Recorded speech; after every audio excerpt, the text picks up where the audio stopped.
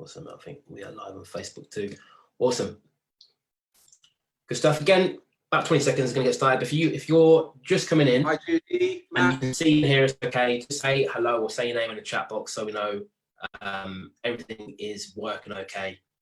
And then we'll get started. So for those of you that are here, those of you can hear us okay, first of all, I hope you are all well and keeping safe. Welcome to this training where we're going to look at how to protect and grow your recruitment or search business during the new economy. I think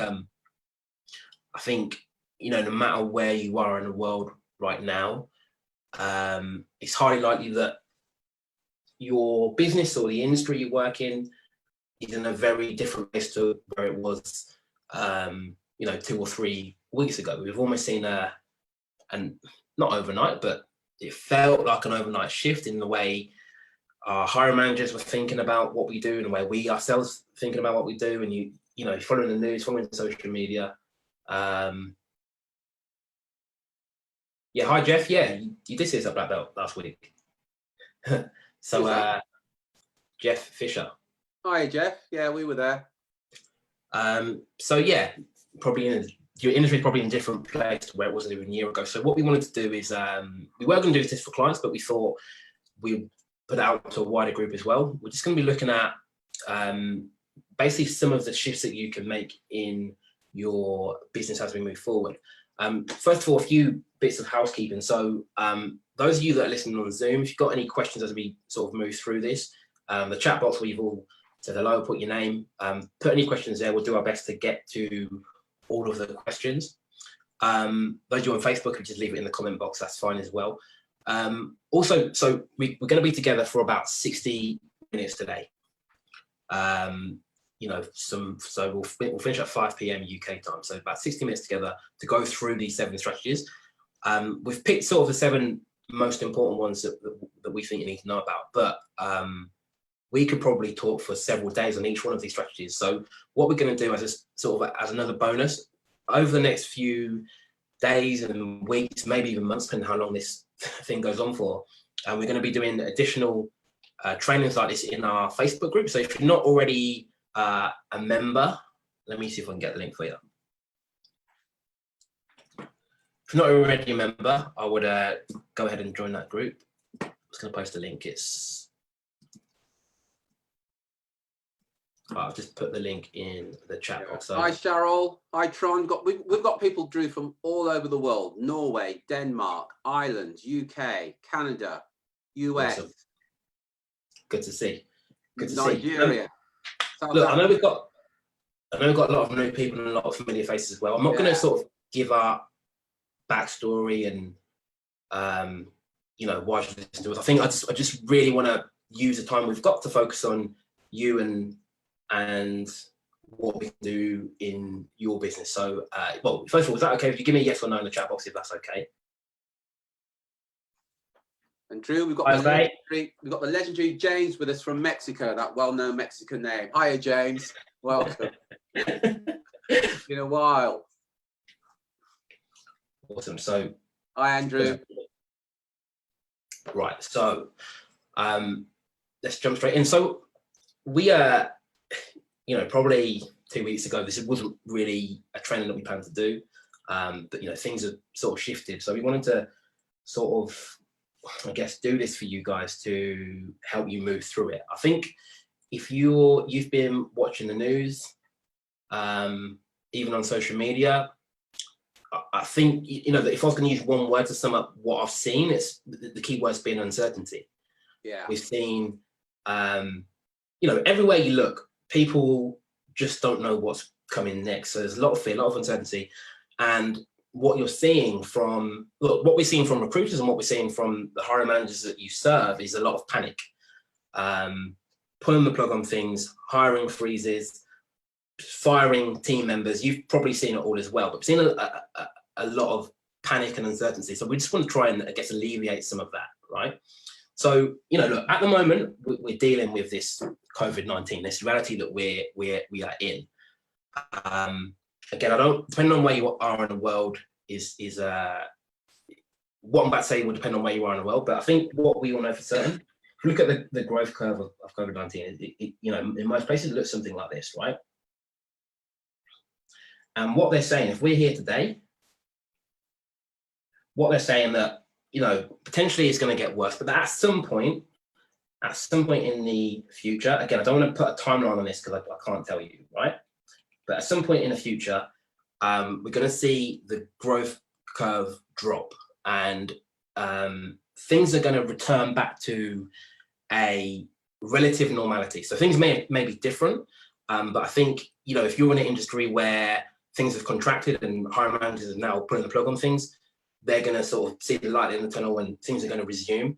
If you're in an industry where things have got better during COVID-19, things are going to sort of go back to a new normality. But I think no matter how long this goes on for, what will happen after it is we'll be probably in a global recession, right? Things would have, you know, will be normal, relative normality, but it'll be a new normal. Terry, anything you want to add to that?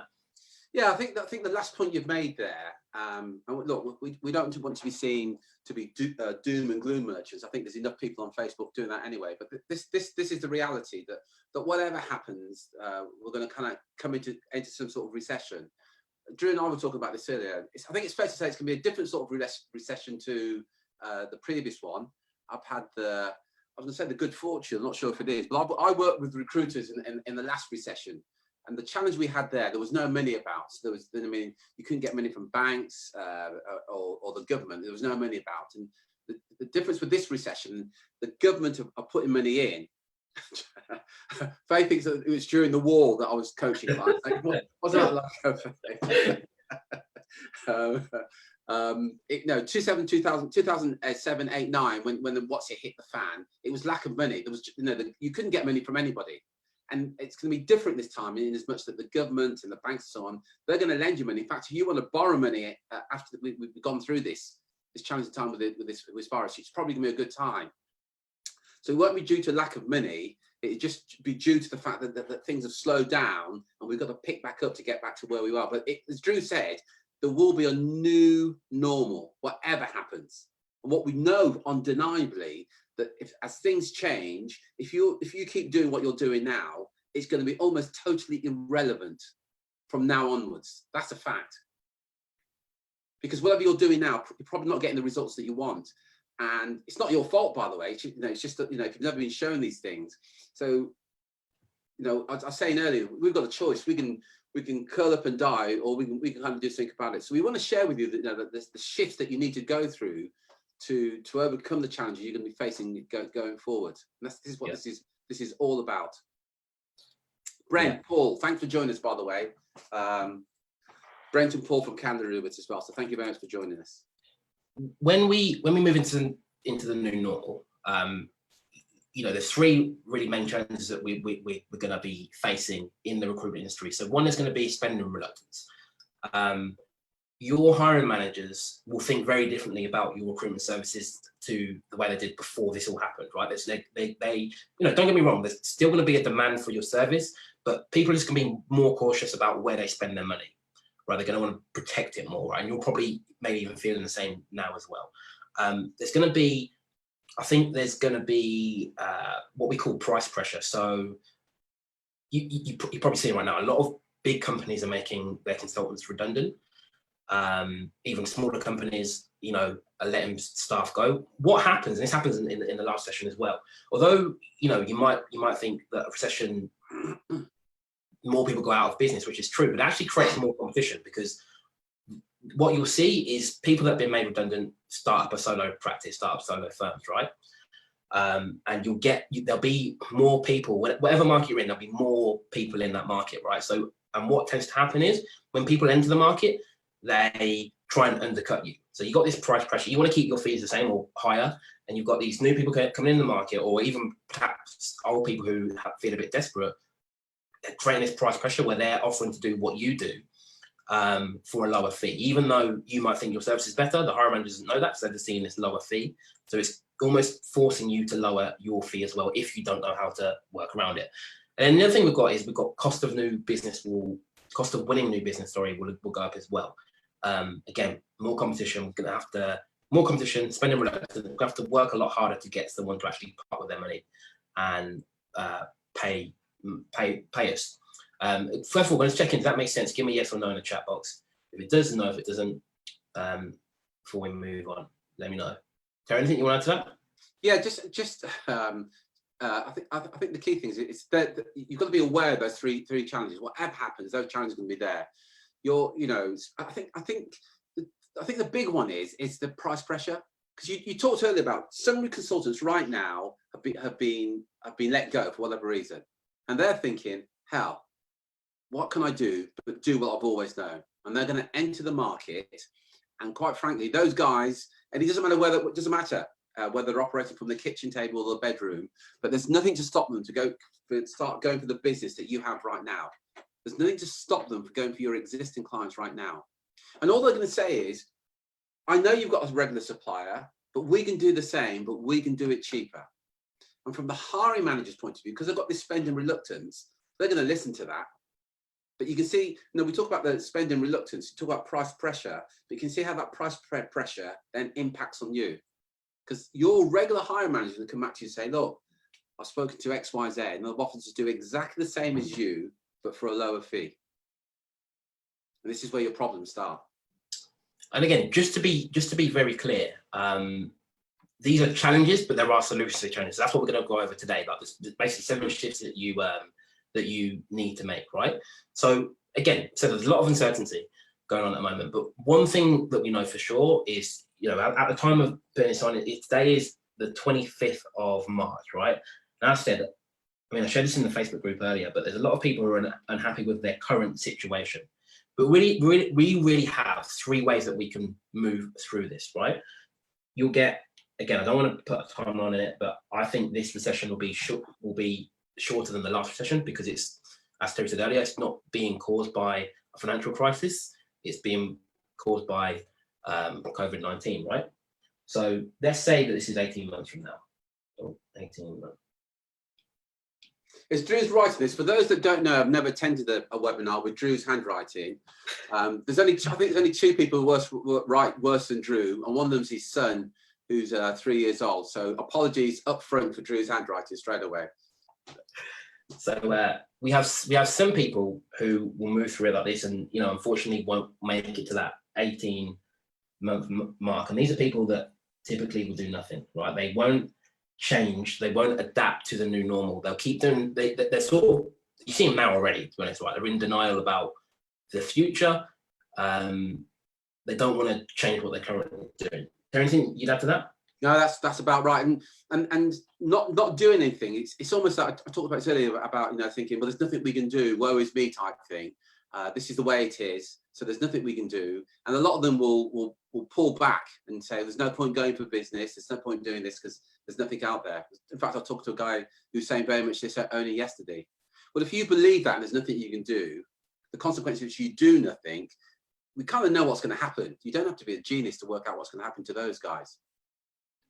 Yeah, then we got the other group who will sort of bumble along this line, 18 months, 2 years down the line, they won't have retreated, they won't have gone out of business, but they still won't be any further on from where they are now, right? And these are a lot of people doing some things. But then you get the other group who will sort of do this. Well, again, everyone's starting at the same point, but they'll go like this.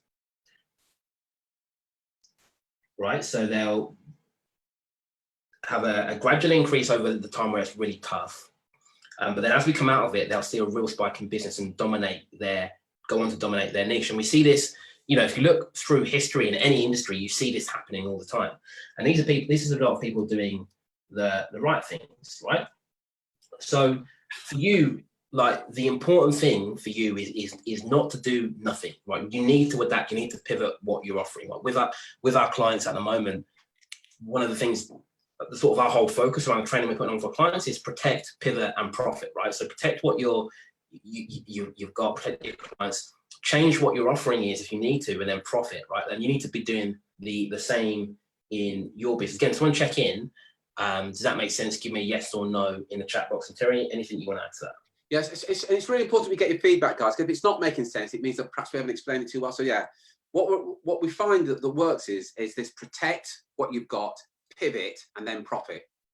Yeah. So actually, yeah, we're getting it's all making sense. Perfect. So if we look at the things that you need to pivot, right? One of the sort of key things that we teach, you know, if you think about your market at the moment, right? There's, in terms of winning clients, winning business, there's three key elements. You got your message, which is, you know, what you're saying, what your offering is. You've got your market, which is effectively who you're saying it to, your ideal clients. Then you've got your media, which is how you say it. What platforms are you using to communicate your message to your ideal clients? And all of these are going to require some sort of shift, right? Because, or at least some shift, right? Because what we're seeing in the media sense, right? All of a sudden, people have gone from being in offices, being able to travel, being able to visit clients face to face, being able to interview face to face, to suddenly being, you know, during while this is going on, being indoors, right? Some people will go back to how it was before, but some people will think, actually, I preferred it when everything was virtual, right? So we have to change the media that we use to reach our potential clients. We have to adapt to how we use the media. The other thing is, some industries will disappear as a result of what's going on, right? Some industries, I don't know about what industry you're in, but your industry may or may not be there 18 months, 2 years down the line. Again, this isn't a problem as long as we adapt and we move, right? This happened all the time. Industries disappear. But what will also happen is new opportunities, new industries will develop off the back of this as well. So we may, again, depending on what industry, you may need to change your market and look for the opportunities. But one thing we definitely all need to change is our message and how we talk about what we do. This is both during COVID-19, but also after it as well, right? Because your hiring managers will think very differently about the service that you offer right now, but then also as we come out, as we said before. So we need, if we're part of good marketing is to remain relevant, right? The more relevant we can be with prospects, the more they pay attention to what we do. That's it, though. Again, full disclosure, one of the reasons we've done this training rather than different trainings is because we're remaining relevant, right? We've pivoted, we changed our message to meet the demands of the current environment. You need to do the same, right? It's kind of like, if you imagine that I'm a florist and I sell flowers and, you know, my target audience is males with 2 children, it doesn't matter what age they are, to be fair, males with 2 kids, right? My messaging is going to be very different just before Valentine's Day compared to what it is just before Mother's Day, right? I could be sending the same bouquet of flowers, but suddenly I have to be relevant, I have to pivot my message. Again, someone check in, does that make sense? Give me a yes or no. Let me know in the chat box so we can move on. And Terry, anything you want to add to that? Yeah, just a couple of things. If Tom, if you're in on this call, if you can just let me know, and while we're waiting for Tom to respond. What? Sorry? Tom what? It's probably... He'll know which Tom. Tom, our client. He'll know exactly. Yeah, but there's a lot of Toms. Sorry, my apologies. Tom, who's our client? My apologies. Yeah, who we're working with right now. Apologies. Yeah, that didn't make sense. I was speaking to Tom only yesterday, and Tom shared a story with us where, first of all, he's speaking to a client 2 weeks ago. Sorry about that, Tom. This is Tom Archant. Sorry about that. But Tom was speaking to a client 2 weeks ago, and as things were really kind of taken off with this whole virus, and the client was complaining, we can't do this assignment because we can't get to the candidates, and the candidates can't get to us. Now, what Tom did is he assumed the role of a leader as well. I think that's really important when you talk to your clients, and he just dismissed it and backed it when I say no problems. Look, we're set up, we'll do video conferencing, we're going to use a system called Zoom, etc., etc. Because I'd already started the assignment. Tom had done the initial work. I was presenting the shortlist, and the client says, yeah, fine. I spoke to Tom yesterday. The client's now made an offer to the candidate. The whole process was done on a Zoom system. Now, Tom made a good point. He said, it's the first time I've placed a candidate. By the way, the value of this candidate in pounds is about £15,000, about $20,000, where the client has never met the candidate and the candidate's never met the client. The candidate's never been to the office. The whole process was done on teleconferencing using Zoom. And there's an example where the media is changing. In days have gone by, we all know the client and the candidate had to meet, and you had to go through that whole process of getting things in the calendar. Now that they've gone through this, and other clients will go through this, they're going to be, the media that you're using, yeah, we'll arrange a face-to-face meeting, won't be so important because things have changed. As Drew talks about, the new normal will, hey, listen, don't worry about if you can't travel to the other part of the country or the world to meet the candidate. Let's do it on a teleconference. That will now be more acceptable because of what we're going through now. Yeah. As Drew said, message market media are imperative to get this right. Also, like your messaging, we need to shift how we talk about what we do, because before this happened, hiring managers were, you know, for the most part, thinking ambitiously, thinking, you know, about hitting their goals. At the moment, a lot of people are thinking about protecting what they've got, right? So we can't offer candidates or try and communicate with clients, and candidates the same as well, but try and communicate with our market with the same language we used before, because people's motivations have changed almost overnight. Yeah. Right. They're, all of a sudden, if we go back to sort of this curve, people can't see at the moment. People can't see past this point. People are uncertain, right? So the reason people are pulling the plug, putting roles on hold, is because they can't see past that point. They don't realise that. I mean, they do intellectually, but emotionally, that they're just seeing things getting worse and worse and worse, which they might do for, but again, depending on where you are, they might do for some time. But you know, you need to be communicating with them that it won't always be like this. There is an end to this, and when that end comes, where are you going to be in your business, right? Are you going to have the team you want then? Because it's not about necessarily. If they're hiring now, great. If they're not hiring now, you still want to be selling to them, because you want to be the first person that they think of when they get to this point, right? Or when they get to this point, when they start seeing the wood through the trees. You want to be the one who's led them through that process, the one who's guided them through that process, because that's who they're going to buy from, right? If uncertainty is the reason that they're not buying or have pulled the plug or stopped things, you need to be the one that gives them that certainty with your messaging, with how you're speaking to clients, right?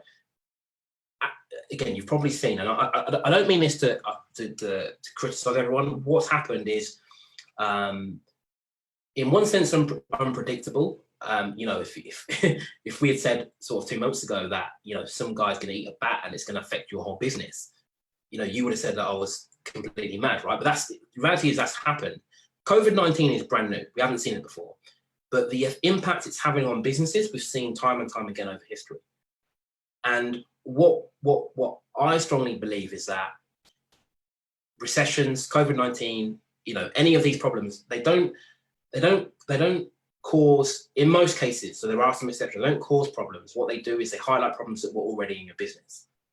Terry, does that make sense? Makes perfect sense. And again, I was talking to somebody the other day, and a couple of recruitment and search firms online have talked about they've made consultants redundant. And one guy said, I've had to make 10 guys redundant. Here's a fact. If he's made 10 consultants redundant, last week he did it, I can guarantee that those 10 consultants were underperforming previously. Absolutely guarantee it. Because if they were top billing consultants, he wouldn't have made them redundant. And all this has done is just highlighted the problems he had in his business right now. And it brings on, and Drew keeps talking about this now, there's profit and protection. It's imperative that you get your head around this. And Drew and I, we live in the county of Northants, which is very near Silverstone Racecourse, which for those that are into Formula One racing, that's where the Formula One racing's held in the UK. We're very near to it. And you've no doubt all heard of the management consultancy firm, Bain & Co.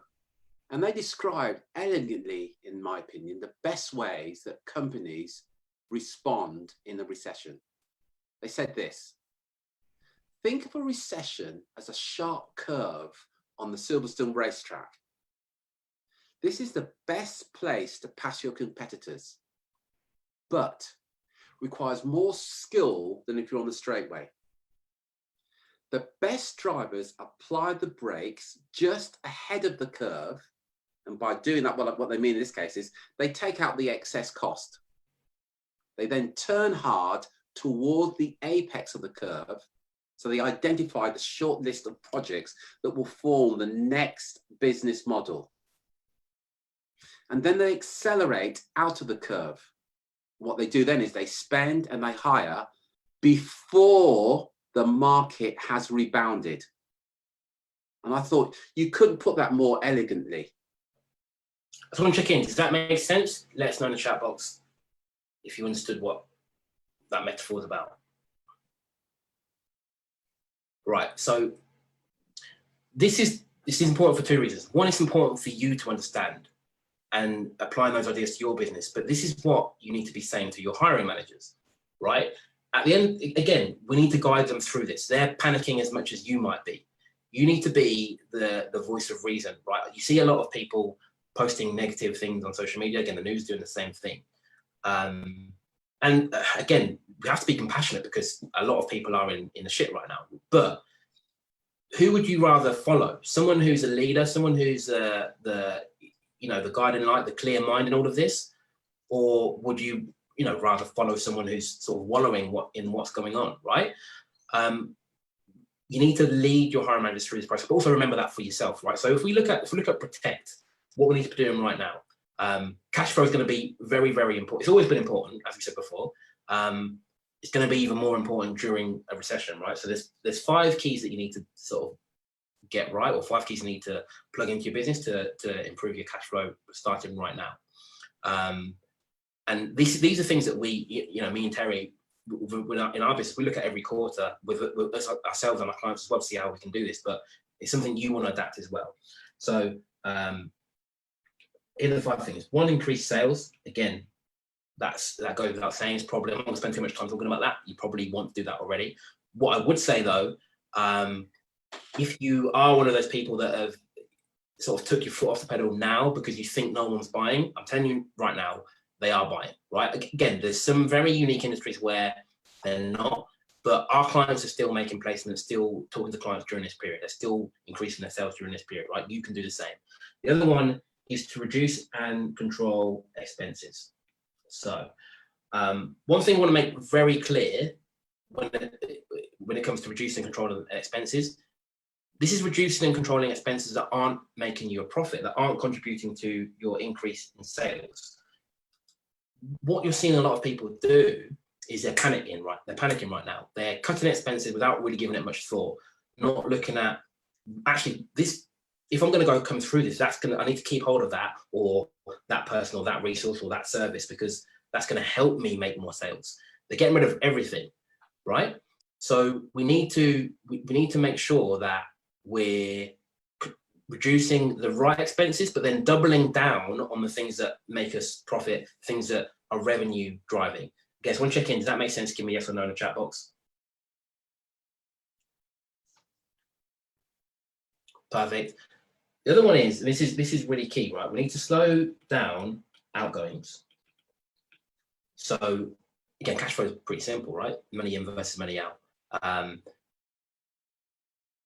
One of the ways to do that is to slow down money that's leaving your account now. So with anyone that you pay money to, we want to try and extend payment terms, right? So if you've got a supplier that you pay and the payment terms are 7 days, we want to see if we can negotiate and increase that to 14 days, 30 days, but basically as long as we can, right? The longer that we can keep the money in your bank account rather than someone else's, the better for you. In contrast to that, we want to speed up inbound payments, right? So any client that you've got, again, I don't know what your payment terms are now, but you want to be bringing that right down as much as you can, right? So you see recruiters with 90-day payment terms, you see recruiters with 7-day payment terms. There's not really any difference other than what they've asked for and what they've negotiated, right? So again, if we can speed up the money coming in, slow down the money coming out, that's going to really improve your cash flow. The last thing is what we call a stack adjuster, which is basically look for quick wins. One of my favorite ones is to increase your fees.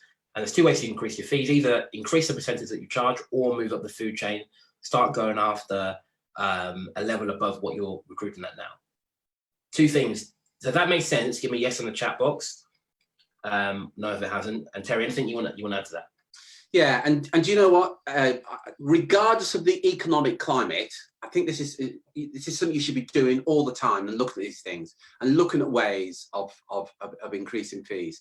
And Drew touched on the point, and whenever we talk to recruitment and search firms, the one that kind of brings a pain smile to me is when, especially contingency recruiters, they do all this work, they fill the role, and the client says, "Yeah, we'll pay you 90 days from now." What the hell? You've done the work. One of the things that we share with our clients what to do is on your terms of business, you change your terms of business. Please make a note of this. You can do this tomorrow. This will have a dramatic impact on your terms of business. To your payment, to your cash flow. Change your terms of payment to, and payment is due upon offer and acceptance. Let me repeat. Payment is due upon offer and acceptance. Not when the candidate starts, not when the client's going to pay you. You've done the work. Now, will some clients push back on that? Sure they will, but you've got something to negotiate with. You can start negotiating with that, but just make it your standard terms. Here's the good news and interesting thing. Something like 80% of clients don't push back. You can send them the terms. I don't know whether they don't notice it, but you say, these are our terms. Balance payable upon offer and acceptance. That alone will dramatically improve your cash flow. Again, just want to check in. Sorry. Does that make sense, what we said so far? Give us a yes or no in the chat box. Just want to sort of take time to answer a few questions that have come in over since we've been doing this. So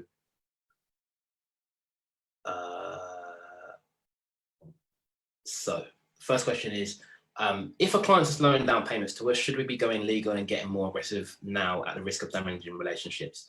I'll say it depends. Normally, I'd say yeah, but we're in a situation now where it's affecting literally everybody. So it depends how open they've been with you about why the payment's slowing down. Some businesses, their revenue stream has literally disappeared overnight. Again, probably temporarily, but they have. So I would say while this is going on, my focus will be maintaining relationships, helping people through it, because we're all in this together. If it wasn't any other time, I'd say yeah, then I would be taking legal action. Is there anything you'd say on that? I'd kind of go along with that, and I'm a member of a local gym, like it's a Virgin gym here in the UK. Obviously, gyms are closed now, and Virgin wrote to me a week, 10 days ago saying no more payments would be taken. And I thought, wow, I don't know how many members they've got, but all that regular income was coming in. That's going to affect them. So any supplier, you can imagine the impact that's going to have on suppliers to Virgin Gym, because they haven't got they haven't got this income coming in. So I think it really does depend on a number of factors. But yeah, it's a good point. It really does depend. So someone said, isn't payment during acceptance the fastest way to undercut their trust in your commitment to the candidate's success? I'd say no. I've never heard that before. But you may still have a rebate. This isn't about your guarantee if you've got a rebate. This is about you getting paid for the work you've already completed, right? Speeding up payments is key, right? You've got to think, right? If you go through the recruitment process, the terms have been signed, right? It's often an acceptance, but then that candidate's got a 30-day notice period, and then then they have 30-day notice period start, and then your invoice is 60 days. You're often waiting 90 days, 60 days before you even get paid for the work you've done 2 quarters ago. These are things that put people out of business, because it's not about people don't go out of business often because of revenue generated versus, it's not about they're not making a profit. It's about they haven't got paid from invoices because their payment terms are too lax. So it doesn't have to be offer and acceptance, but any way you can speed up the money coming into your account versus money coming out is a good thing, and will help you through this period and beyond, really. And just on the money back guarantee, again, we would encourage our clients, by all means, give any sort of guarantee. And it goes back saying that you honour it as well. I want to be clear about that. But the other thing that we say, if you give them the money back guarantee, part of the guarantee is they must have paid your invoice. Because some clients will come back and say, well, we haven't paid the invoice. We're not going to pay it because whatever reasons, and you want to give us some money back. You say, no. The money back guarantee is based on you paying the invoice, and we'll find a replacement for you or whatever. But I want to be clear about it, because ultimately, let's be brutally honest, and let's not sort of ignore the elephant in the room. You're in business to make money, quite frankly, as much money as possible, as quickly as possible. That's what you're in business for. For your family, if you've got shareholders, for your other employees, you're in business to make money as quickly as possible. And it's as simple as that. And it's your duty to do that as well. Now, if you're a registered charity, I think it's fine. You say, look, we're a registered charity. We don't want to make too much money, and it doesn't matter when we get paid. There's nothing wrong with that, if that's what your goal is. But for most business owners, it's not. Yeah. Cheers, Drew. So again, a bit of conversation rather than questions. So someone said, so someone asked about late payment fees. Again, it's optional. You can if you want. Someone else said, I have a 5% late payment fee on all my invoices and get payment terms of 30 days. I never get late payments. Amazed more people will not do that. Yeah, so I think why not? The thing is, you have to wonder with clients, right? If they have issues with things like that. So sometimes our clients put in cancellation policies if someone cancels the assignment, late payment fees. If a client has issues with that, then they're considering going down that route. They're considering paying late. If they're already considering paying late at the start of the relationship, again, choice is yours. But do you really want to work with them? If you've got a cancellation policy and someone's has problems with that, then they're thinking about cancelling already. So do you want to start the process if they're thinking about cancelling, right? So again, there's lots of ways you can do this. I'm not going to give you sort of, you must do it this way, right? It's your business, your rules. I feel strongly about that as well. But in terms of the principles, increase sales, reducing control expenses, slow down outgoings, speed up incoming, and increase your fees wherever possible. They're basic principles. Like how you do that is entirely up to you. Again, so let's move on. We'll come back to some of the questions in a bit. So shift 4 is eradicate reliance. Again, we spoke about it. We speak about this so often in different forms. But when we say eradicate reliance, right, I want you to imagine that these are your profits. We call this the Parthenon effect, right? So if you imagine a Parthenon has all these pillars supporting it. Right, what you're seeing with a lot of businesses, they didn't have this. Like what they had was they had their profits and it was being supported by one single pillar. So this could be one client, one main client who pulls the plug and then they're screwed. One main team member who leaves and their revenue goes with it.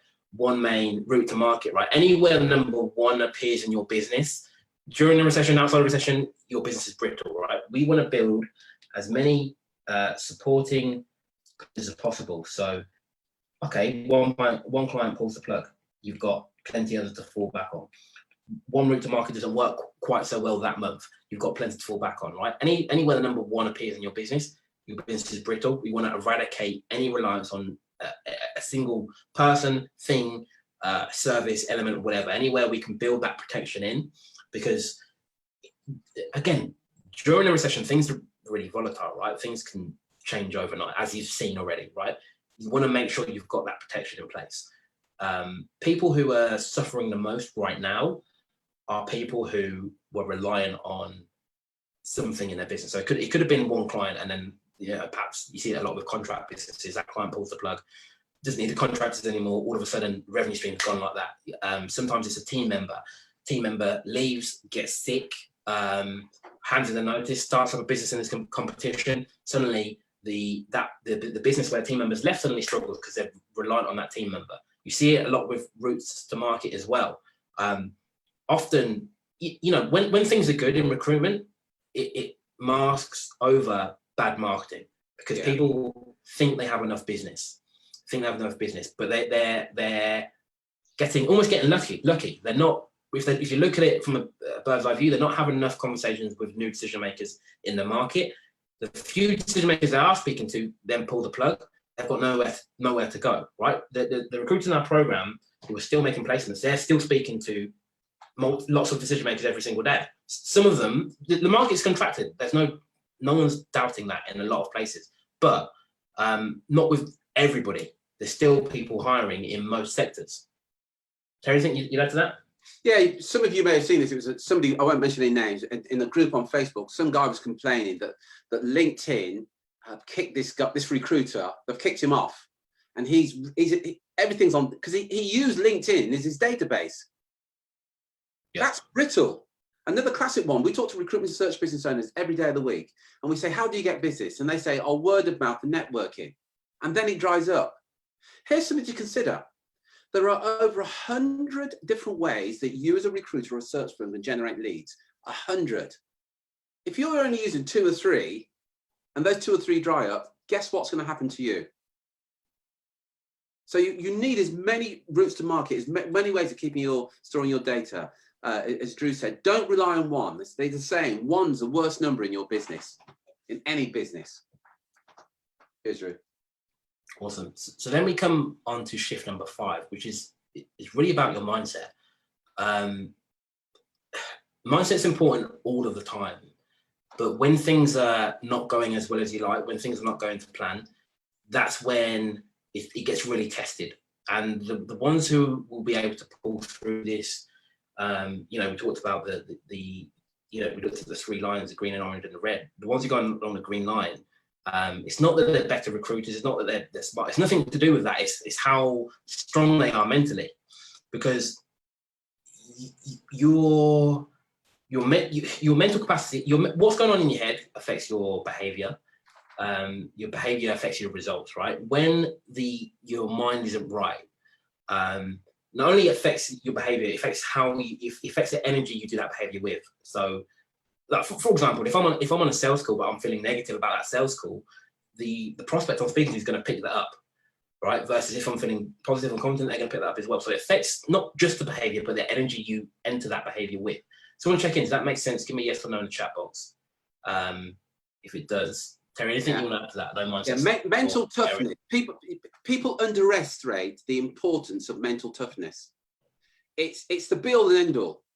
And we work with recruiters every day of the week, and 2 recruiters can go through the same thing and view it completely different. So right now, what we have is we have a situation where some clients are saying, we're going to put this on hold. And some of our clients are going, oh, the world's going to end. The world's come to an end. And other guys are saying, wow, this could be, in fact, one guy, some of you will know, I'm not going to mention his name. He's going, isn't this great? I can now spend more time, my family are at home. I can spend more time with my family. I'll work out with my family first thing in the morning. I thought, isn't that amazing? He's going through the same as everybody else. He's going, isn't this great? But 2 days ago, I spoke to somebody and she was almost suicidal. But that's all to do with the conversation that you're having in your head. And if you honestly believe, as Drew pointed out, that you can have that negative conversation in your head, and then you can pick up the phone and the client isn't, or the candidate isn't picking up, you're sadly mistaken. But the client won't be consciously aware of what's going on. It's just like, there's something about that lady, I'm just not convinced. Because you're having this negative conversation. I'm going to ask you for a retainer, but you never give retainers and that kind of thing. But let me ask you anyway, but you're not going to get, and having that conversation. We get it every day of the week. We encourage our clients to work on a retained basis. And when clients first come into our program, those that qualify, and we say, one of the things I'm going to share with you is to work on the retainer. And a lot of clients say, yeah, but there's a problem straight away. My market don't pay retainers. That's bullshit. Because we then ask a few questions. Do you ask for retainers? Well, no, I don't. Why not? Well, they won't pay it. Well, I've never heard a client say, hey, listen, before you ask, here's my credit card details. Let me pay you a retainer. But if you can communicate the benefit of a client paying you a retainer, and there is a way to do it, and if you can do that with conviction, the client will pay you a retainer. But if you don't think you're going to get a retainer, as Drew said, your behavior is, I'm not going to ask for a retainer. You don't ask for a retainer, you don't get it. So it then reinforces your belief, well, my clients don't pay a retainer. But that's all to do with the conversation you're having in your head. No more, no less. And the same applies, by the way, to your fees. Whatever fee you're getting is merely a reflection of what's going on in your head. I'm not worth 30%. I'm not worth 35%. Because whatever fee you're getting is merely a reflection of what you think you're worth. We work with recruiters we work with recruiters when they joined us, they were charging 10%, who were now charging 25%. Because what they said in their head, well, if I go in for a low fee, I'll get more business. That's bullshit. My clients won't pay a higher fee. That's bullshit. By the way, they won't pay a high fee unless you can explain to them why they should. but it's all to do with the conversation in your head. Now, the good news is you can do something about it more than anything else. You can't do anything about anything else but the conversation that's going on in your head. And the ones that thrive, not just survive, they thrive. The biggest thing is, what's the conversation that's going on in their head? I'm just going to give you an example of that now, the circle of impact. Yeah, I think, look, the reason this is always important, and everything we spoke about is always important, but we just highlight them as more important now. Mindset is key, because what most people are doing, and I can understand it to a level. Me and had a conversation about this earlier, that I need to stop watching the news, because you look at you watch the news to know what's going on, right? And then all you're seeing is, oh, the death toll's this today, the death toll's that today, businesses are having this problem today, right? And it's slowly but surely, I don't care how thick-skinned you think you are influenced, impacted by what you take in on a daily basis. And it's not to say that, I'm not saying don't watch the news, although that is one way to go. I'm saying be aware of what you're putting into your head. If you're putting in more negative than you are positive, that is going to affect how you go out in the day the next day. It's going to affect how you approach clients, prospects, everything. It's going to affect all of it. I don't care who you think you are. You might think that it doesn't have an impact on you. I can promise you it is, right? I'm seeing it so many times. When we work with recruiters in our program, quite frankly, we help recruiters speak to more interested hiring managers. We help them charge higher fees and work with clients on terms that are favourable to them, right? One of the biggest things we work on is how they think about what they do, how they view themselves, right? And this is more important now because there's a lot going on in the world that you cannot control, right? So Stephen Covey talks about, he's got these three circles of influence. He calls it. So you've got the outside circle, which are things that they concern you, but you can't control them. There's a lot of that going on right now. And then you've got your circle of influence. So you can't really control it, but you can have an influence on that. And then you have things that you can control, right? Which is you can do something about today. Your majority of your attention needs to be on what you can control. What can you do in your business to make things better tomorrow? You can't eradicate COVID-19. You can't get rid of a recession. But you can make sure that you're doing the right activities day in, day out, right? And there's lots of examples of this. You see people, even if we come away from business, there's people day in, day out who are more concerned about things that are in a circle of concern rather than looking at what they can control and actually, taking responsibility for their current situation and doing something about it. It's always saying you have to do, and it's always important, but I can't stress this enough. It's more important now than ever. I just want to check in. Has what we said made sense? Give me a yes or no in the chat box before we move on to the next one. Yeah, and as Drew said, your mind, a great way of looking at this, your mind is like a garden, and we all like a well-kept garden that's well manicured and no weeds. But if you don't look after your garden or your mind, it becomes overgrown with weeds and litter and whatever. And that's why it's imperative that you're aware of what's going into your mind. So watching the news, and also, to be fair, reading some of the bullshit on social media as well. Some of the stuff that people put out there, don't read it. And Drew made a really good, you've got to be aware of what you control. So if you're annoyed with it because you're working with a shitty client, that's your choice. You control that. You don't have to work with that shitty client or that shitty candidate. If you're in a market right now, I was talking to a guy the other day, and he's in the retail sector, and he said, Terry, the retail sector is drowning. Nobody's held a gun to his head or your head and said you have to work in that particular sector or that particular niche. If you don't like the fees that you're getting, don't blame the client. You can control the fees that you get. You need to communicate why the client should be paying you a higher fee if you're not happy with the fee. But they're all the things that you can control. The virus itself and everything else, there's not a thing you can do about it. Not a thing. And there's no point. And one of the things we do in our coaching program, and some of our clients say this, is that they say one of the things they noticed was that their partners or significant other notice a difference in their mindset. Because that's where you'll get your results. It's in the mindset. We can show two people exactly the same marketing techniques to get clients to come to them. But if one client thinks, oh, this isn't going to work, but my market's different. It doesn't work. But it doesn't work because they don't do it. And the other guy's going, wow, I got a 1% response to this campaign that we did. 1% of let's say 2,000, I've got 20 leads. That's more leads than I've ever had in my life as a business. But that's to do with the conversation having. And you get that conversation is to do with what you're feeding your mind in the first place. Your mind is like a garden. So if nothing else, just be aware of what you're putting in your mind and be aware of the impact it can have on you as well. Cheers, buddy. Just want to check in. What's been the biggest insight for you so far? If you let me know in the comment box or in the chat box, I just want to make sure this is hitting home. Yeah, what's been sort of your biggest takeaway from the six so far? 6 shifts which shows gone through so far. Let me know. Awesome. So Faye said mindset, Cheryl, partnership and mindset, Marie, eradicate reliance. Awesome. What's it been for you? Let me know in the chat box. Tom, the Silverstone analogy. Yeah, I love that. Yeah, likewise. Yeah.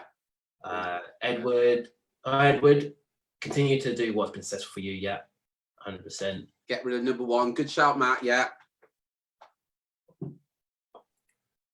That's a good point. Knowing that they need you even more now is a fantastic point.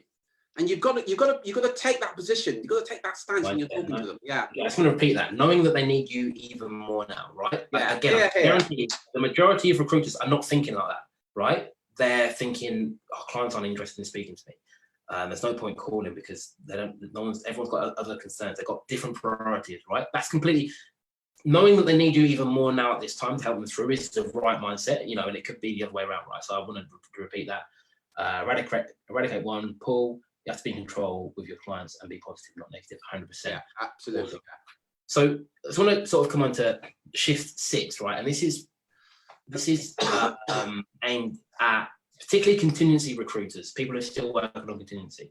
Terry mentioned this earlier on, but what we saw after last session and what we'll see, I think again, is fill rates drop, right? So I don't know what your fill rate is now, but think about for every 10 job orders, if you are a contingency recruiter, for every 10 job orders you work on, how many you fill, that would be your fill rate. So from people that we speak to, they average about 30-40%.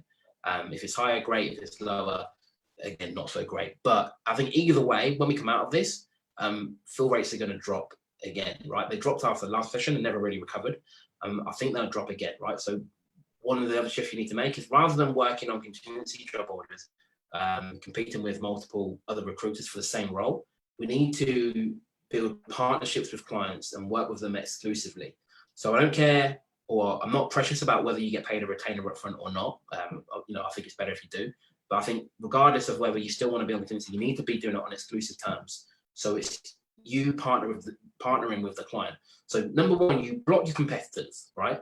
But 2, we can still deliver a good service, right? I think my biggest problem with contingency is that the emphasis is on speed and time. If we can get the candidates across fastest, whoever gets them across fastest wins. With a partnership, with an exclusive model, the emphasis goes on quality. And I think during a recession, but during a recession, especially, quality candidates are going to be vital for you winning the business you want, right? If you need to give yourself the time, the space, the resources to be able to search the market properly, you can't do that on contingency and still be as profitable as you want to be, because you're often competing. Often you're not the first. You're second and third in line in terms of other people have had a head start above you. We want to be working with people on a partnership level rather than becoming a commodity. It's going to become even more important going forward. Is there anything you want to add to that? Yeah. Here's a sure thing. If you're working on contingency, and let's say you're at the top end, and your fill rate's, let's say 40%, which by the way is quite high, because I talked to a guy earlier the other day, and he was on 5% success rate. But let's say you're on 40%. That means that 60% of the time you're working, you're not going to get paid. Now, here's what you know intellectually. If you lose money, you can replace it. If you lose a good team member, you can replace them. The one thing that you can't replace is time. See, every day you're given 86,500 seconds a day, every single day. What you lose, you use.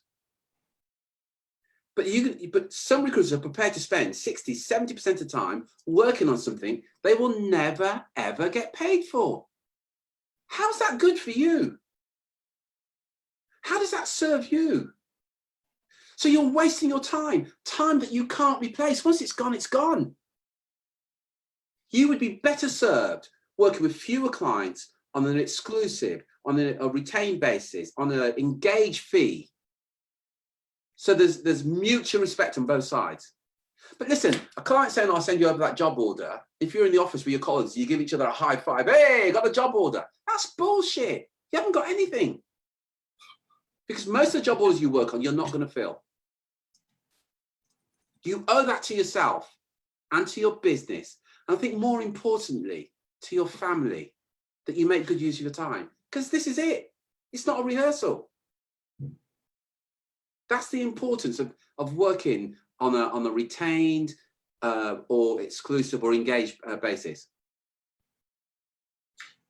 Awesome. Again, I just want to check in. Had that made sense? Give me a yes or no in the chat box before, and yeah, let me know in the chat box, yes or no. It brings us on to the next shift. Right, they've been answered, so I'm going to go to some questions, right? So the next shift is a shift from focusing on now buyers, future buyers, right? So obviously this is important in, you know, right now as we move through COVID-19, because in a lot of markets, the market has contracted, so the now buyers have reduced, right? But it was important anyway, right? So let's say, again, I don't know what market you're in, so these numbers aren't exact, but I just want to give you an idea of what we're talking about here. Let's say at any one time, you know, 5% of your market are what we call now buyers, right? They're in the market, they're hiring right now. Could be less now, could be more now, depends on what market you're in, right? But what literally 99% of recruiters do is they spend all their time and energy going after these people. Their whole pitch, their whole marketing messages, do you have any vacancies? Are you hiring? Are you hiring? Are you hiring? You know, some people say yes, so they get the business, often on contingency terms, as we just spoke about. But what they're ignoring or what they're neglecting is this 95% of the market who perhaps aren't hiring now, but they will hire in the future. They don't really focus on these people. So what we're saying is a shift from focus on who's hiring now to building relationships with those people who are hiring in the future. Effectively, what we want is that we want when someone is ready to hire, and that could be in 3 months, 6 months, 12 months, doesn't really matter. That's not the important part of this. But we want to be, when they are in a position to hire, you're the first person they think of, so you can build this this partnership that we spoke about, right? You can't build a partnership if you're not first to the party. If you get there after another recruiter, you've missed a chance of ever building that partnership and getting on exclusive, because they've already given the role to somebody else as well, you know, maybe multiple people. We want to be the second that they're thinking of hiring, we're already sort of front of the line, so we can build this exclusive partnership with them and really block your competitors properly. Two things. Does that make sense? Give me a yes or no in the chat box. And Terry, is there anything you want to add to that quickly, and then we'll go to some Q&A and answer some I'll tell you what, let's just go to Q&A. It's tempting very quickly to talk to now buyers. You want to be talking to hiring managers that are going to be hiring 60, 90 days from now. The hiring manager says, I'm not going to do anything until September. That's good news for you, because they need to make the offerings in August. That means that you need to start the search probably the middle of June. That's what you want, those assignments, rather than saying, yeah, I'm looking for somebody now. But I know we're running short of time. So let's take, I'll hand over to you, Drew. Sorry, buddy. Yeah, so if you've got any questions, post them in the chat box. If we missed yours earlier, now's a good time to post them again. I will be scrolling back through, but there's a lot. So if I miss it, put it in again. If we don't get to your question, I do have a call at 5 past. Then we'll be doing more live in the Facebook group. So make sure you join the Facebook group. If you want to speak to us privately for help with any of this or anything else in your business, if you go to makemoreplacements.com/apply, you can book a private call with us, and we can have a look at your business in detail. So question from Cheryl: when going retained, what's the best approach? It depends, right? So it depends on lots of things. The short answer is don't focus on the retainer, focus on the exclusivity. If you can get your clients to see the benefit of working with you exclusively, so you know, key benefits are you're only going to send, like, one, you're going to handpick candidates that are suited for their business rather than just sending them off a database. Two, when you find those ideal candidates, top performers in the market, you're just you're going to send it exclusively to that client and not to multiple other of their competitors. You know, if you can sell the idea of exclusivity, the payment terms on the retainer, but the retainer is not really important in terms of what the client wants. It's just, look, here's the benefits of exclusive. If you want this, here's how you get it. Matt Grady, thoughts on the impact of a podcast? Yeah, I think they're great for, especially for nurturing an audience. What I say about a podcast is, I think the best way to do it is to do video, but then convert it into audio. Because then, like, for example, we could probably put this on our podcast and it hasn't taken any extra work. People will still get value from it. But yeah, so any video we do, we typically put there. But yeah, in general, the idea of podcast is really good. And just to add to that as well, we talked earlier about, you know, having different platforms, so podcasts, YouTube, emails, social media. They're all different platforms. Absolutely, man. And it helps position you as an authority as well. I've just put a link there for our podcast. But it's a great way for position you as an authority in your particular market, and it also encourages your clients to reach out to you, which is what, you know, which is ideal. So Tom said, when pitching retainers, does your approach differ for day rate contractors or set deliverables, e.g. upgrade/support? I don't understand that. Yeah, I'm not sure. Tom, what I'd say is, can you book a call with us, and then I'll be able to answer that better. Big concern with retainers is that the client loads the kitchen sink into the job description, making it almost impossible to fill the position, which means I can never get paid and even. I can take that one, Drew. Yeah. Yeah. Here's the thing on this, Andrew. Two things. But one of our mantras is never ever put a client on a pedestal, because the moment that you do, they're only going to look down on you. If that's happening to you, the client's managing you rather than you working on a mutually respectful basis. Any relationship's got to be win-win. If the client's throwing in the kitchen sink and you're going, okay, then I'll do it, that's something you can control. You go, listen, what you're looking for there isn't possible. But that's down to you, Andrew. It's got to be win-win. That type of relationship you're saying there isn't win-win. It's beneficial for the client, but not for you. Yeah. 100%. Terry, I might jump off. You want me to make you the host? You can continue asking questions? Yeah, okay. Okay. I've got a couple of minutes.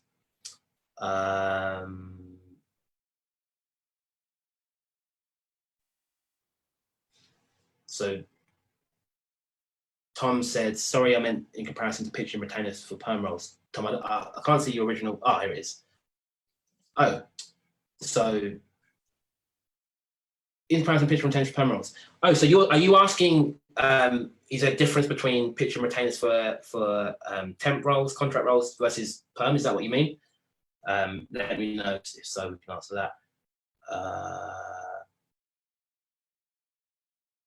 Let's see. How do you respond when a hiring manager tells you we only start through existing vendors and we're not adding to that list? Sorry? Oh, go on, you answer, yeah. Yeah, for me, look, I'm not. My focus would be speaking to people who have a need, so either not happy with their existing vendors or they want to look for a better one. I'm not going to try and convince somebody of, you know, I think objections are important in a sales call. When it's marketing, I'm just like, well, if you don't have a need for what I do, then I'm going to move on.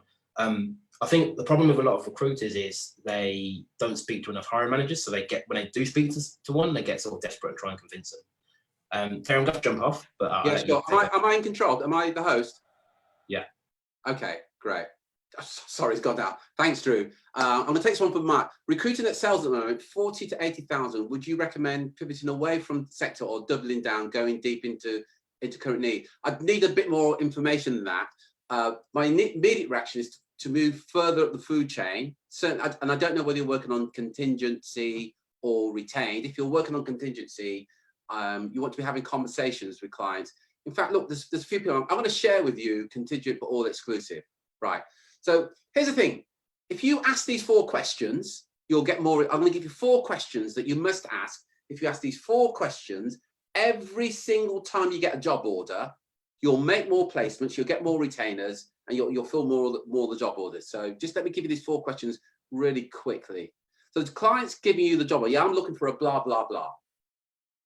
So the first question you always ask for an exclusive. Sorry, ask for a retainer. Explain the benefit of a retainer, what it means to them. But ask for a retainer every single time. But going with the mindset that some will, some won't, so what? I can tell you now, most clients will not give you a retainer, but do the numbers on it. If you ask 10 clients for a retainer and you only get 2 retainers a month, let's say it's, placement fees of 20,000, as a solo recruiter, you're doing 40,000, that's $500,000. But you ask every single time. A percentage will say no.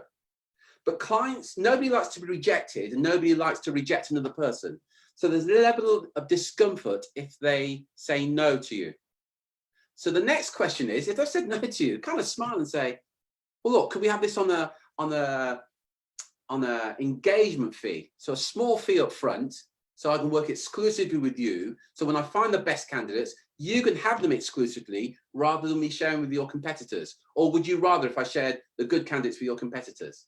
Most clients want the good candidates exclusively. So simply ask for an engagement fee. It's not about the money, by the way, in engagement. It's just some form of commitment. If it's only 1,000 of your local currency, pounds, dollars, whatever it is, they're not going to give that job order to anybody else. So you've blocked your competitors. Some will say no to that. But now you can ask for an exclusive. Can I have this on an exclusive the next 20 or 40 days?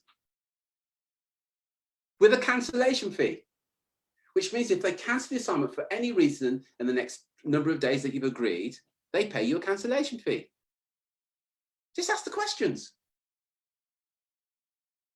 By the way, you've got to ask those questions every single time. The next question you ask is, can we agree the dates now that you'll give me feedback on the candidates? So you can agree straight away to give me feedback on the candidates. And the last question, always ask them for the dates that they will interview the candidates. Always, always, always. And that way, when you meet that candidate, when you meet the candidates, you think, wow, this candidate ticks all the boxes, absolutely perfect.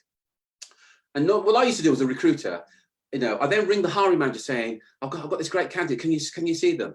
But I couldn't get hold of the hiring manager. But I've told the candidate, you tick all the boxes and I'll get back to you as quickly as I can. The candidate then calls me and I'm going, I'm sorry, I haven't got any news yet. But if you've got the date and the client says, yeah, I'll interview on the 10th of May at 10 o'clock or whatever, it doesn't matter. You can say to that candidate, that's when we're going to interview. And you can do it there and then. And you can give the candidate that date there and then. So to recap, ask for the date of the interviews, ask for the date that you'll get feedback from the interviews. You should do this at the beginning of the assignment. If a client says, actually, I'm not going to interview for another month or so, at least you know. But it means you can manage your time better. And it also means that you'll block a lot of your competitors. You'll block all your competitors.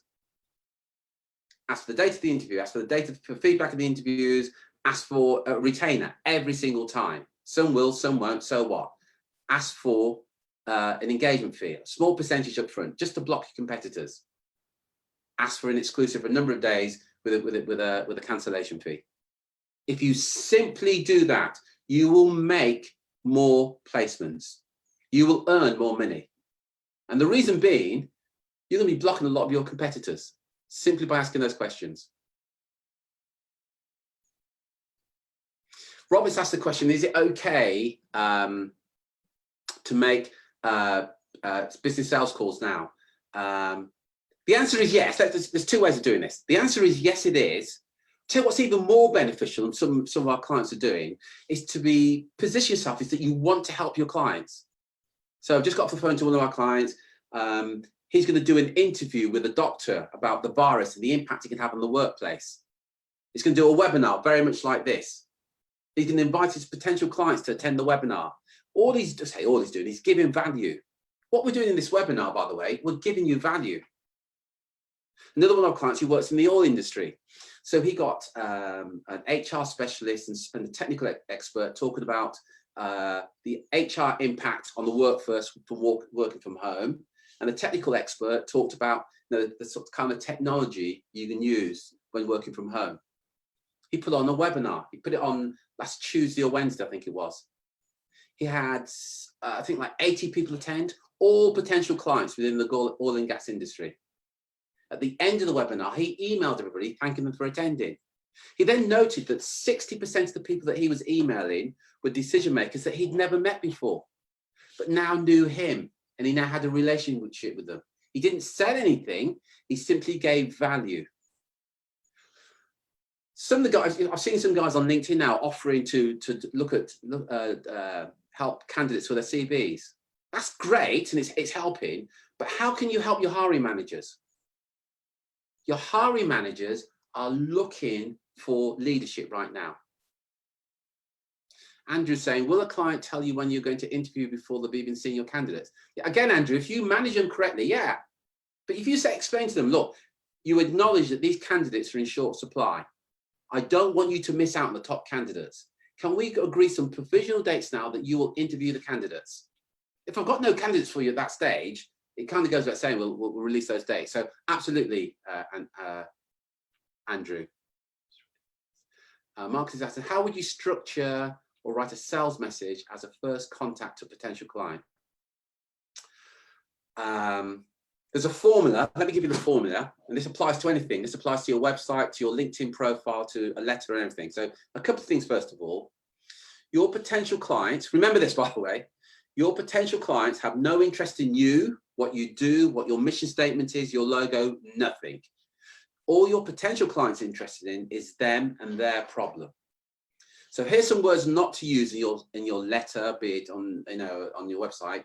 We, us, our team, me, anything about you.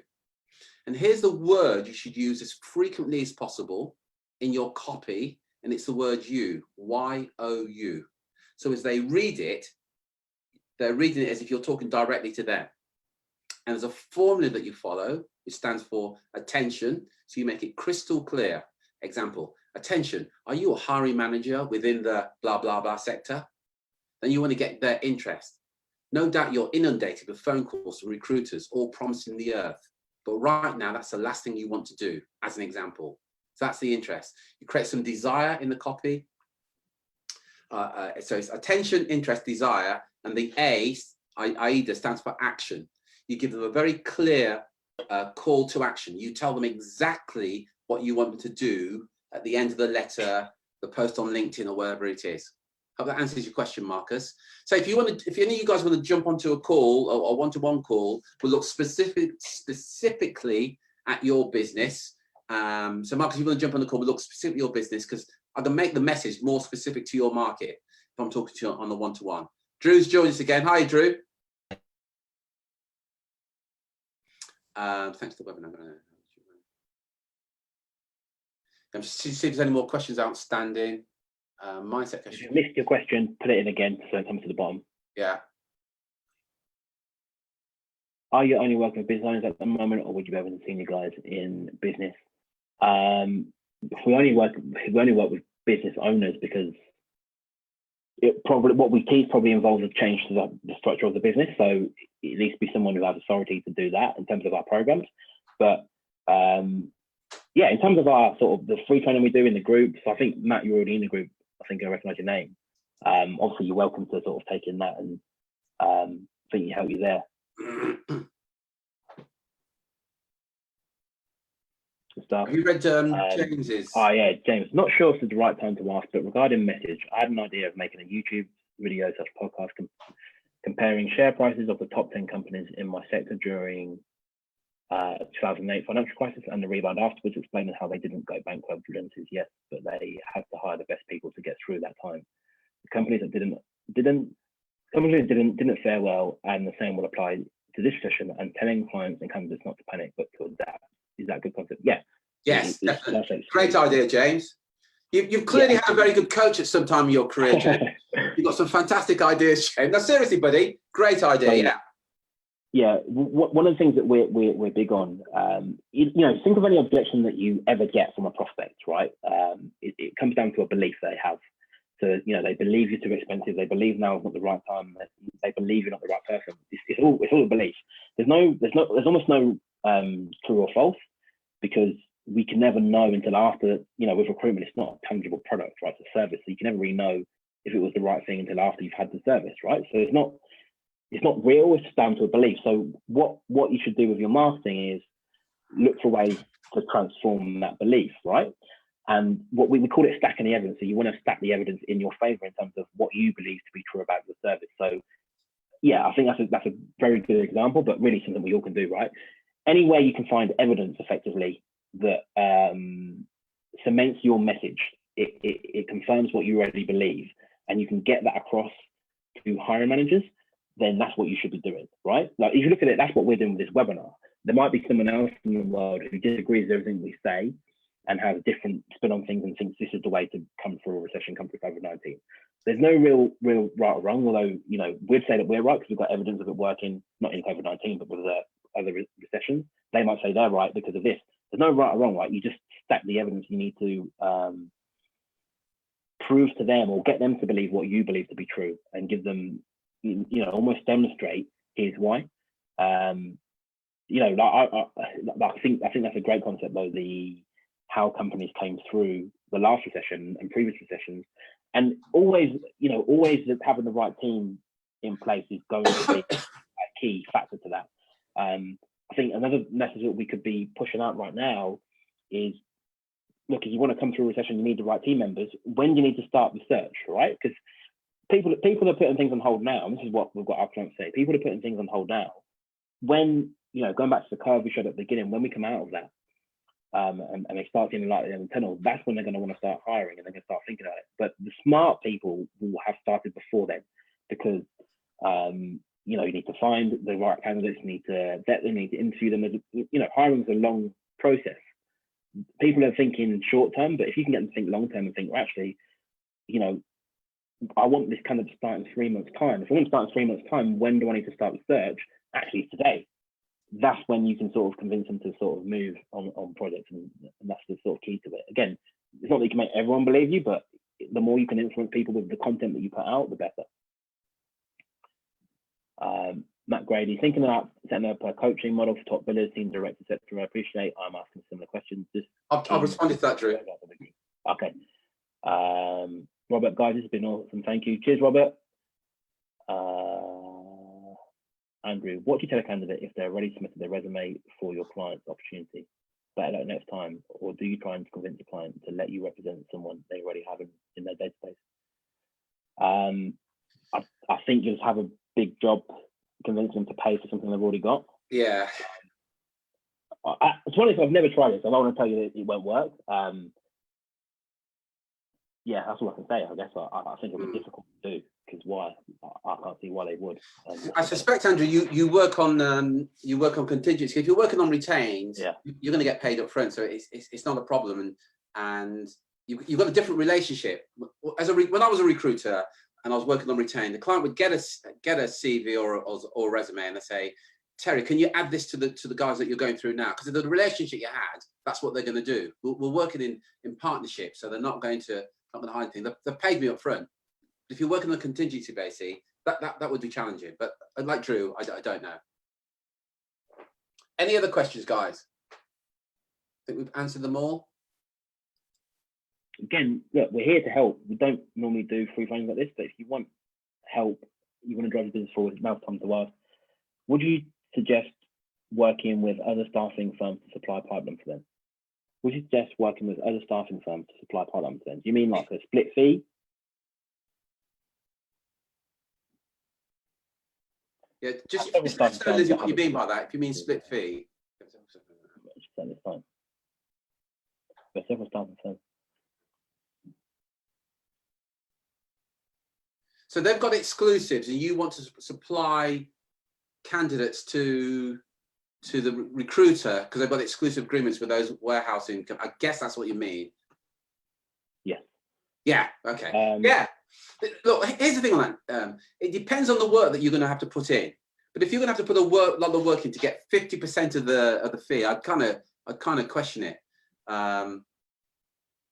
So it really is, there's so many factors in there. But if it's no big deal for you to spend, I don't know, 30 minutes to get some candidates over to somebody, then yeah, that's well worth it. Robert said, what's a realistic frequency for putting out webinars, weekly, monthly, quality versus quantity? Quality versus quantity. I think you can do both. I think realistic depends on you, right? I would say to do.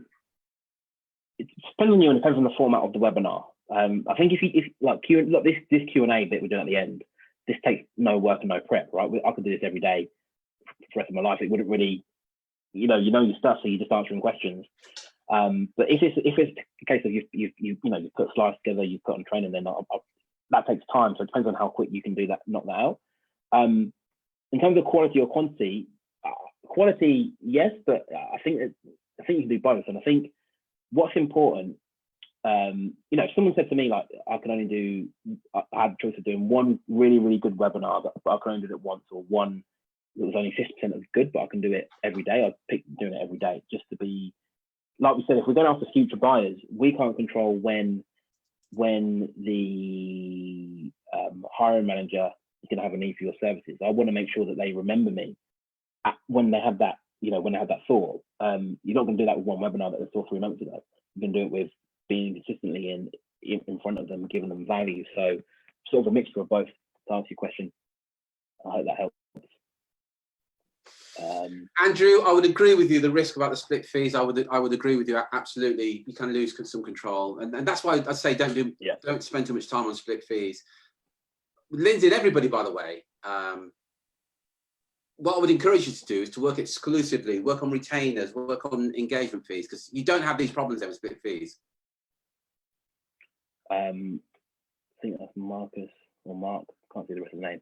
Said, what's your guys' best argument against we don't need external recruiters because we have a lot of in-house talent acquisition managers? Marcus, I would say, like I said earlier, some will, some won't. So what? There is no foolproof method that would get you all the business that you want. If they've got internal acquisition managers and they're happy with them and they're getting, I'd walk away. Here's the deal. Yeah. By the way, all of you listen to this. There is more business out there right now than you can handle. That's a fact. Don't waste your time trying to push water up the hill with a hiring manager that's saying that to you, or we're only going to pay you 10%, we're going to pay you in 6 months' time, and that BS. Just walk away. Remember we talked about work on what you can control. Yeah, I'd say just to add to that, I agree with what Terry said, but I'd also look at what you're asking them in a conversation, because,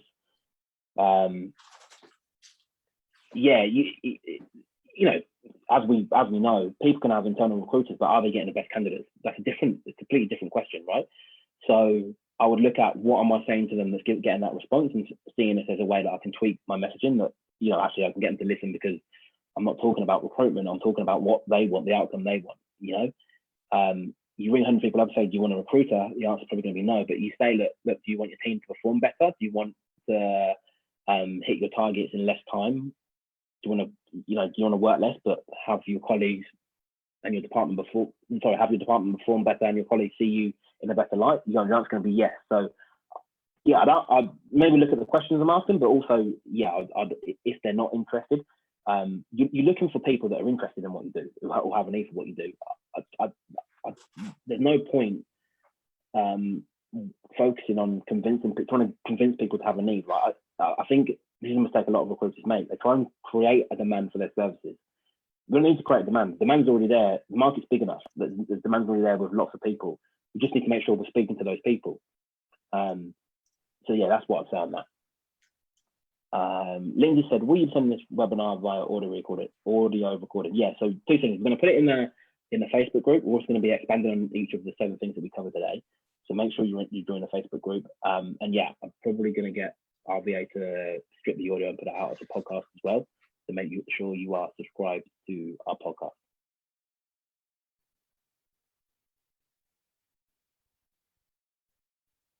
Awesome. Any other questions? Or if you've missed your question, time to drop it in now. Andrew said, I can convince hiring managers to work with me, do it many times a day, but they can't override their HR policy that says no external recruiters. And if a non-vendor sends a resume, we own it. James, Andrew. I'm glad to hear it, Matt. Yeah, thank you very much, Christine, Faye. Excellent. Despite you questioning my age, Faye, but I'll let you off that one. Great, glad you enjoyed it. Booked you for Friday, Matt. Fantastic. Thanks, Nick. So look, Andrew, again, I don't know what point you convinced the hiring manager. If they're not the one making the decision, which in this case they're not, that's not who you need to be convincing. So sort of irrelevant. but look, some companies have a policy that they won't budge on, right? That's fine. That's the candidate pool.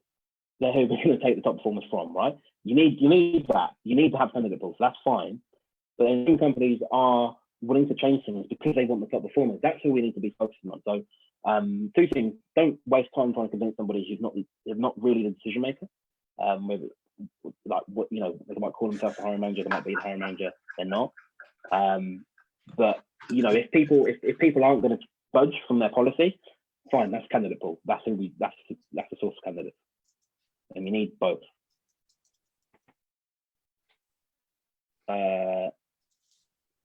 Faye's it. It's gonna be. We'll just ignore that, mate.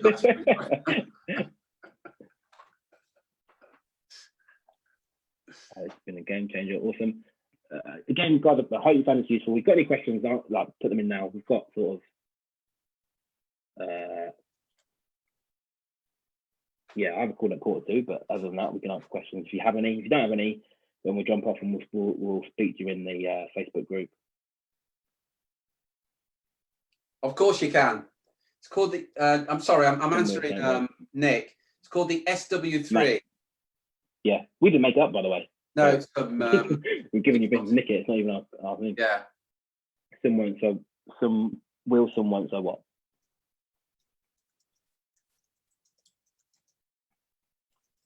Right, guys, there's no more questions. Thanks for coming. It's been great. I hope you found it useful. I hope that what we've shared today helps you move forward through this and beyond. And I hope that we speak again in the future. Those of you in the Facebook group, we're going to be doing more of these in there as well, looking at some different strategies, but also the specific things we've covered today as well. But yeah, we'll speak to you soon. Until then, take care. Take action, and be relentless. Thanks a lot, guys. Take care. Thanks for joining us. What time's your next call, Drew? 1:45. Okay. Cheers, guys. I'm going to give you a quick call. Cheers, guys.